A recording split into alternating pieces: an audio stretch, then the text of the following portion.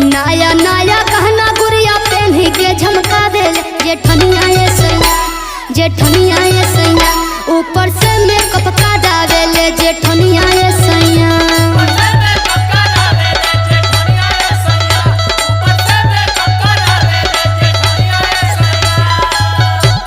अरे बाप रे बाप, तोरो कौनो कान भर दलस का? कान ना, ठंडी के दिन आ गइल बा, एगो भैंसलिनो लिया के देले बड़ा। अरे सुना सुना का बोलो? ये हमके लगता कि परकसवा और परकसवा वो अपने ते ऐसा ही कुछ दिन भर चौड़रा मारन, लेकिन हमरो मेहरारू के बिगाड़ी दी हैं। सुना पहले तू बात हमार सुना। हाँ बोलो। तू का सोचलू कि हम तोरे बारे में ना सोचिला? अरे तू ना सोचेला ना, तबे तो कहतनी। अरे तोहरे ही बारे में हम दिन रात सोचत सोचत ऐसन हो गली। सुना? हाँ सुनाओ।